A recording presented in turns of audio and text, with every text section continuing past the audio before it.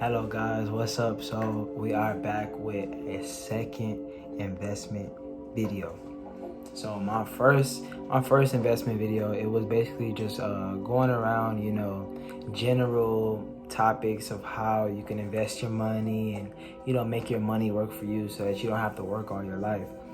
And and then I came out with a top 10, also about general investment. My first video talking was about passive income. I'm not sure if I cleared that up correctly for y'all. So passive income, you are not slaving for your money.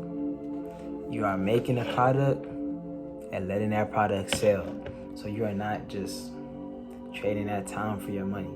So one reason I love making passive income is because, it gives you more freedom. You get to do what you want during the day. You don't have to just go to that 9 to 5 every day and just slave for your money.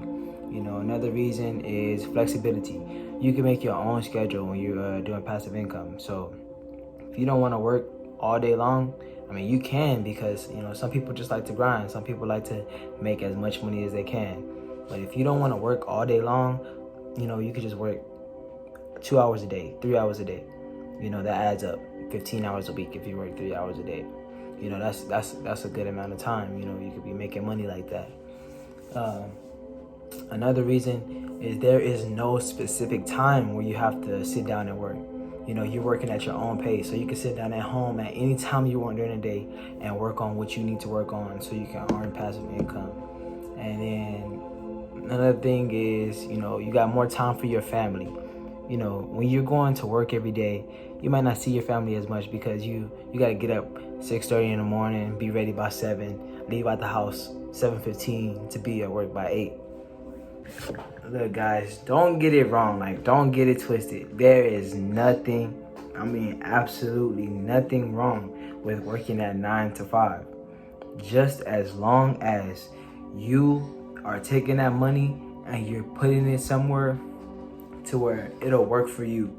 So if you're going out and spending your money on parties, every weekend or, whenever you can, your money's just gonna go. You're just gonna blow your money. That's gonna be either every 2 weeks or every week when you get paid. So that means you're not gonna have any money left to invest, any money left to save, put aside, or nothing to make money off of. You're always gonna be spending money. And that's not the key. That's not the goal here, guys. We want to invest. We want to make more money. Okay? So, ways that we can make our money work. So, with me, honestly, when I get my check, cut it in half. Cut that check in half. This half, I can touch it a little bit. This half, it's not even yours. That money's not yours. This half that you got right here, say your check is 500. You go cut it in half. Blam, 250 over here. It's not yours no more. Put it in your savings. Put it somewhere because it's not your money. You got 250 left. Now, if you got 500 for 2 weeks, that's a little rocky. But if you got 500 for a week, all right, so you got 250 left for that week. So what you want to do is you want to try to budget as much as you can in that week. You already got 250 saved. It's not even yours. You're not even thinking about that 250.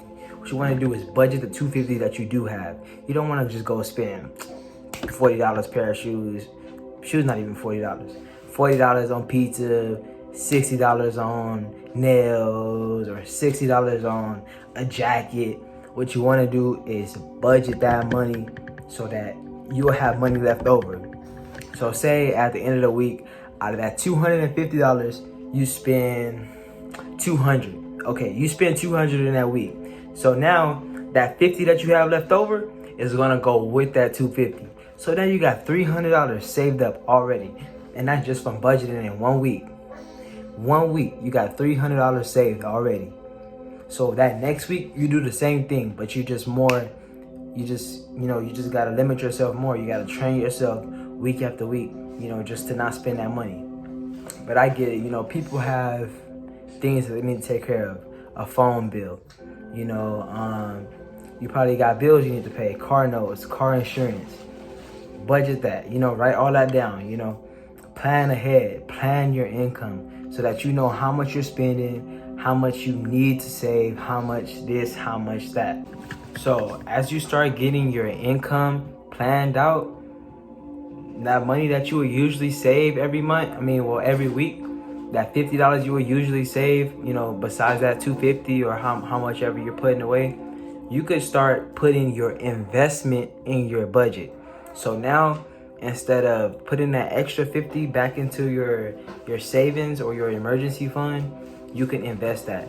A good app that I would recommend to use is Robinhood. Robinhood is a great investment app. So you can actually invest commission free. That means that they won't take no money from your investments. So if you're winning trades or winning stocks, they won't take your money. Probably, a spread here and there, but they won't take your money. So going into more specific about Robinhood, there are 2 different ways that I'm going to talk about today on how to invest your money in Robinhood.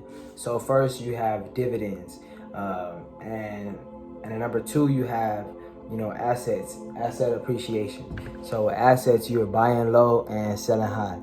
With dividends, you're actually investing in a company. You're investing for that long term. You're investing to let your money sit and pile. So basically, it's a saving account, but your money is gaining interest. You're making money off of your money. So that money you would go and put in your shoebox or go put in your bank account that has 0.1 or 0.2 interest. No, not even 0.2, because that's 20%. 0.001 or 0.002, a little bitty 0.2%. You can go and put it in a dividend or a stock and let that money bounce up percentages like 2-3% a day.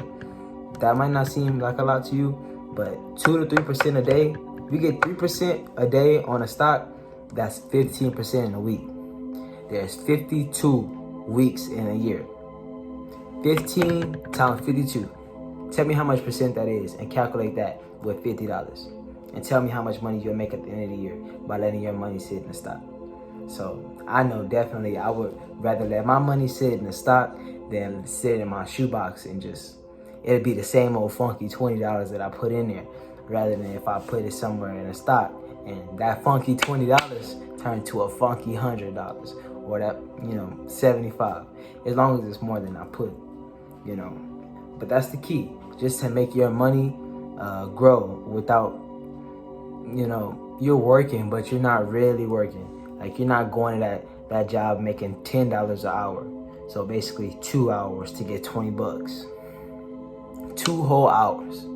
Somebody's making you work 2 whole hours for $20. That's crazy if you really think about it. And another way I think about my money is when I'm spending money. Say if you make $10 an hour at your job, right? You're about to go spend $100 on a pair of shoes. How many hours of work is that? 10 hours of your life. You're making $10 an hour, right? You just spent 10 hours of your life on a pair of shoes. That's crazy. That's crazy. Now imagine if you're going to buy an $800 iPhone.